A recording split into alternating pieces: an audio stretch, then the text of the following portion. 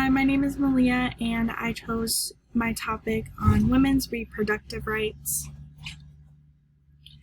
So the first two videos are people who are for women's reproductive rights, and the last two are laws implemented or someone who is against women's reproductive rights.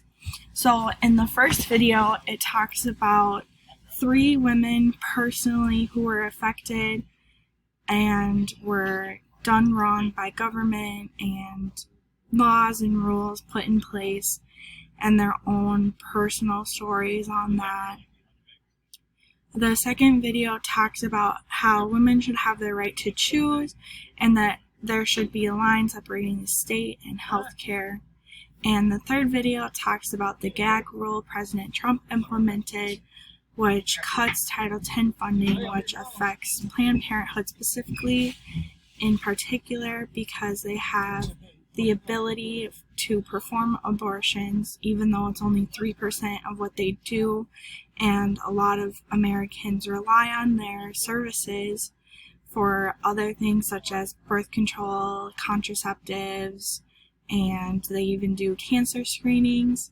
And the last video talks about a doctor who performed surgeries on these women without them knowing what was going on or what exactly he was doing, and in the video it said that he lied about like a health condition that they had in order to perform a surgery on them to take out or part or full reproductive organs in their bodies.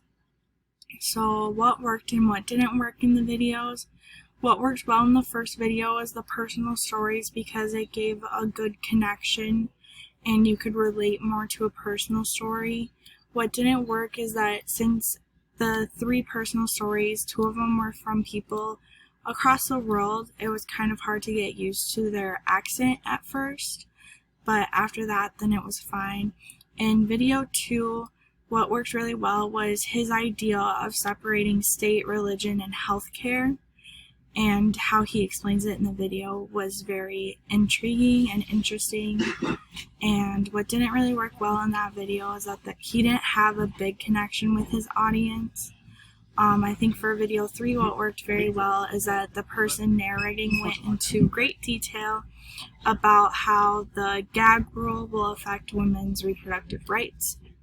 And what didn't really work is that there wasn't a person like sitting here presenting to you, so you couldn't really see nonverbal cues in that video at all, and therefore there was a less connection to the audience, I think. In video 4, what works really well is that the sense that it could happen to anyone, because it talked about how these girls were 17 to early 20s that got these procedures done and are no longer fertile, like can no longer have children. And it was really like sad to see that this doctor was trusted by their family members who've been to him since they were little, and so they automatically trusted him, not knowing that this would happen to them. What didn't work well in this video is that the host's verbal and nonverbal cues didn't match at times. This is my presentation rubric for all the videos. As you can see, video 1 and 2 scored a little bit higher than videos 3 and 4. And for my course concepts observed, I did workplace communication, listening / critical thinking, and then the nonverbal language.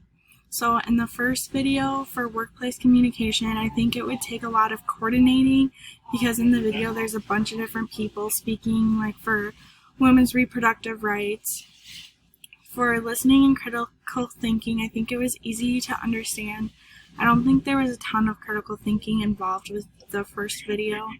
The nonverbal language showed that they cared and like the personal account stories and their emotions.